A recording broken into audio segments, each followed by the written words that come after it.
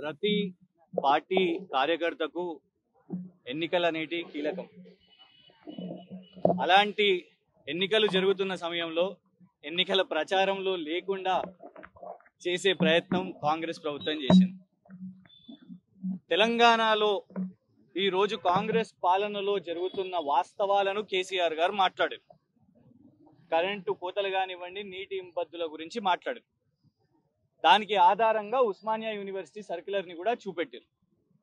ఆ తర్వాత మోసపూరితంగా, కుట్రపూరితంగా తెలంగాణ ప్రజలను మిస్లీడ్ చేయడానికి సాక్షాత్తు రాష్ట్ర ముఖ్యమంత్రి రేవంత్ రెడ్డి గారు ఒక ఫేక్ సర్క్యులర్ని ట్వీట్ చేశారు వారి వ్యక్తిగత హ్యాండిల్లో. ఒరిజినల్ సర్క్యులర్ని మేము సోషల్ మీడియాలో పెట్టి రాష్ట్ర ముఖ్యమంత్రి ఎందుకు అబద్ధాలు చెప్తున్నారు, ఉస్మానియా యూనివర్సిటీ విద్యార్థినీలు ధర్నాలు చేయడం వాస్తవం కాదా అని ప్రశ్నించినందుకు ఇవాళ చెంచల్గూడ జైల్లో 10 రోజులు శిక్ష విధించింది కాంగ్రెస్ ప్రభుత్వం.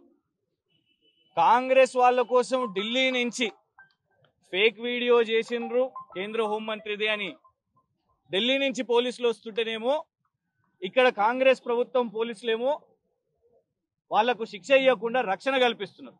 పొద్దున పట్టుకుంటారు, సాయంత్రం వదిలేస్తారు. కానీ మాకేమో ఇవాళ సరే సంతోషం, కోర్టు షరతులతోని విధించిన బెయిల్ ఉన్నది, డ్యూటీ పెట్టిర్రు, ప్రతిరోజు పోయి ఉస్మానియా యూనివర్సిటీలో సంతకం పెట్టాలి. కానీ నాకు సంతోషం, ఎందుకంటే ఈ కేసు బెయిల్ వచ్చింది కదా అని ఎవరు మర్చిపోవద్దు, గుర్తుపెట్టుకోండి ఈ కేసు. ఎందుకంటే గుర్తుపెట్టుకుంటేనే తేలుతుంది. బీఆర్ఎస్ నాయకులందరూ కూడా పోరాటం చేశారు. పాపం ఎంతో మంది న్యాయవాదులు వాళ్ళ వేరే కేసులను కూడా పక్కన పెట్టి 10 రోజులు కేవలం ఇది ఒకటే కేసు, వాళ్ళ పర్సనల్ ఎన్నో కేసులు, ఒక న్యాయ వృత్తిలో వాళ్ళకి ఎన్నో కేసులు ఉంటాయి, కానీ కేవలం రోజు వాదనలు, రోజు జడ్జిలు మారుతుంటే మళ్ళీ వాదనలు వాయిదా వేయడం. సాధారణంగా ఒక వార్త ఒక రోజు వస్తుంది పత్రికల్లో, తర్వాత మరుసటి రోజు ఎక్కడో వెనక్కి పోతుంది, మూడో రోజు వచ్చేసరికి గాయమైపోతుంది. కానీ మా జర్నలిస్టులు మిత్రులు అందరూ కూడా ఇవాళటి వరకు 10 రోజులు కూడా ఈ వార్తను రాస్తూ ఇవాళ రక్షణగా నిలబడ్డారు. బీఆర్ఎస్ పార్టీ నాయకులు, సోషల్ మీడియా వాళ్ళు అందరూ కూడా దీని గురించి మాట్లాడుతూ ఉన్నారు. సాక్షాత్తు కేటీఆర్ గారు ప్రెస్ మీట్ పెట్టి ఛాలెంజ్ చేశారు.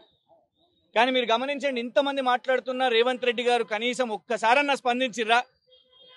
నేను తప్పు చేయలేదు అని అనలేదు ఆయనే, తప్పు చేసినా అని అనలేదు ఆయనే, మౌనంగా ఉన్నాడు. కేటీఆర్ గారు ఏకంగా ఛాలెంజ్ చేశారు, నేను పెట్టింది తప్పు అయితే ఆయన కూడా జైలుకి రావడానికి సిద్ధంగా ఉన్నారు అని అన్నారు. ఎంతో మంది ఎన్నికల ప్రచారంలో ఉన్న సమయంలో అటు కేసీఆర్ గారు వాకప్ చేయడం, హరీష్ రావు గారు ట్వీట్ చేయడం, జగదీశ్వర్ రెడ్డి గారు నల్గొండ జిల్లా నాయకులు అందరినీ పెట్టుకుని ప్రెస్ మీట్ పెట్టడం, కేటీఆర్ గారు ఒకవైపు ఎన్నికల ప్రచారం ఉంటే జైలుకి రావడం, ఒక సమిష్టి పోరాటం నడిచింది. బీఆర్ఎస్ పార్టీ న్యాయవాదులు, జర్నలిస్టులు, ఎందుకంటే వీళ్ళు ప్రజాపాలన అని చెప్పుకున్నారు, ఇంద్రమ్మ పాలన అని చెప్పుకున్నారు, కానీ దొంగ కేసులు పెట్టి ఇవాళ జైల్లో వేయడం జరిగింది. కానీ భయపడేది లేదు. ఈ కేసుని ఎట్టి పరిస్థితుల్లో కూడా మర్చిపోకండి. అయితే నాకన్నా శిక్ష రావాలి, లేదు కేటీఆర్ గారి కన్నా శిక్ష రావాలి, లేకుంటే రేవంత్ రెడ్డి గారి కన్నా శిక్ష రావాలి, అంతే బస్. ఈ కేసు నడవాలి, అటో ఇటో తేలాలి. ఇవల్ల అసలు వాస్తవానికి బయటికి రానని అనుకున్నా, ఎందుకంటే 3 రోజుల సెలవు, ఎన్నికల ప్రచారం కూడా గడువు అయిపోతుంది. కానీ అందరు కూడా పోరాటం చేసి నిమిషము బెయిల్ వచ్చే విధంగా పోరాటం చేసి, న్యాయవాదులు కానివ్వండి, మిత్రులు, సోదరులు అందరూ కూడా, కుటుంబ సభ్యులు, సతీమణి కూడా పోరాటం నేర్చుకుంది. ఇన్ని రోజులు నేనే ఉద్యమాలు చేసినా అని అనుకున్నా, ఈసారి ఆమె పోరాటం చేసింది. అందరు కలిసి పోరాటం చేసి బెయిల్ సాధించిర్రు. ఎన్నికల ప్రచారానికి అయితే దూరం పెట్టిర్రు, కానీ ఓటు హక్కు కూడా రాకుండా అవుతుంది కావచ్చు అని భయపడ్డా, కానీ ఓటు హక్కు కల్పించింది అందరూ. ఇవాళ ఈ వ్యవస్థలో ఉన్న ప్రజాస్వామిక వాదులందరూ కూడా కలిసి పోరాటం చేసి నాకు ఓటు హక్కు కల్పించిర్రు. 13వ తారీఖున ఓటింగ్కి వస్తాను, బీఆర్ఎస్ పార్టీకి ఎన్నికల్లో ఓటేస్తాను అని అసలు నమ్మకం లేకుండే, కానీ ఇవాళ ఆ అవకాశం దొరికింది. అందరు కూడా పేరు పేరున కృతజ్ఞతలు.